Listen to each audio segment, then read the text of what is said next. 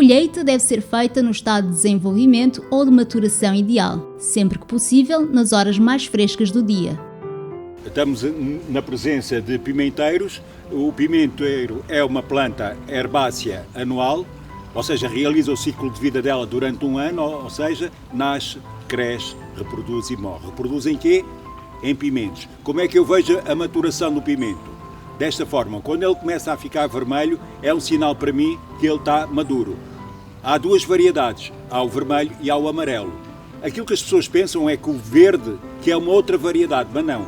O verde também passa a vermelho, assim eu deixo ficar no terreno. Eu posso é colhê-lo verde. E então vocês veem no mercado que temos pimentos vermelhos, pimentos verdes e pimentos amarelos. Mas verdadeiramente só existem dois, que é o verde e o amarelo. Estamos na presença aqui da couve tronchuda, é uma cucurbitácea, e como é que nós vemos quando é que ela está em modo de ser colhida? O seu estado de maturação é a partir do momento em que ela tenha 10 ou mais folhas. Esta tronchuda, ela está em modo de ser colhida ao fim de 60 dias após a plantação.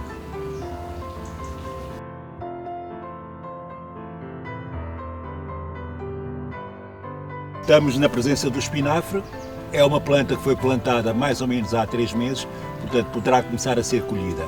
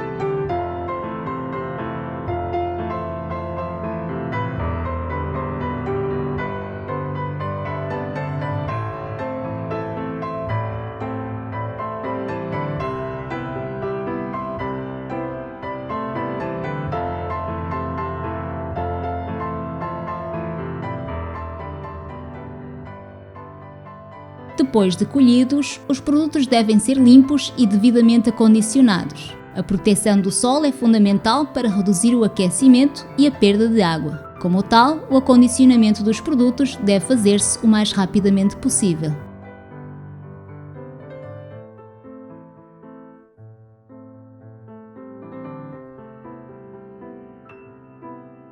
No momento da colheita, é preciso ter especial cuidado com os danos que se possam causar aos produtos, como sejam as feridas, as pisaduras, a compressão ou o esmagamento.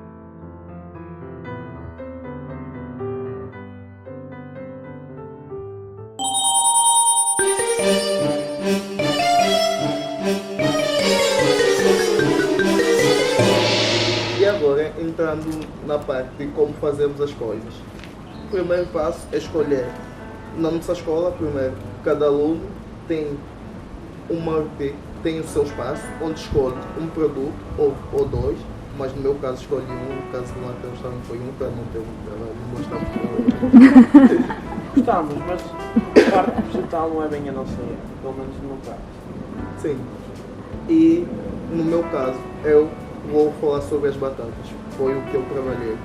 E o primeiro passo foi escolher as batatas secas para plantar e depois colocamos num plantio ou num vaso, no coador, e deixamos à luz do sol durante 6 semanas e depois fizemos a preparação do solo com a enxada e tudo, organizados, e fizemos a transplantação, que é tirar de um sítio e colocar no outro, e depois de algumas semanas, e também para plantar deve escolher um tempo exato, é melhor sempre na altura depois do inverno, que é a melhor altura, e depois fizemos a colheita e colocamos as coisas para a escola, e a escola vendeu primeiro.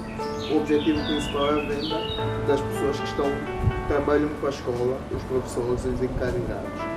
E depois, se não, as culturas não terminarem, para evitar o desperdício alimentar, nós fazemos a venda para as pessoas da zona. e algumas também oferecem. Nós temos a nossa forma de pensar. E chegam os professores e eles também apoiam a nossa forma de pensar e as nossas pesquisas. Então isso nos leva a crer, não é que estamos muito certos, mas leva-nos a crer na nossa teoria e as teorias que nós também pesquisamos. Eu posso só dizer uma coisa aos jovens, é que às vezes os jovens questionam por questionar não é suficiente. É preciso que a gente vá e recolha evidência que nos diz.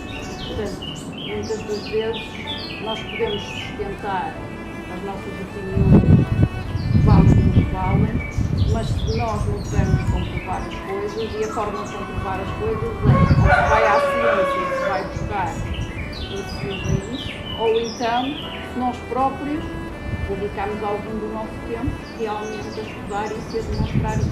Portanto, vocês têm a oportunidade de fazer isso. Neste caso é o que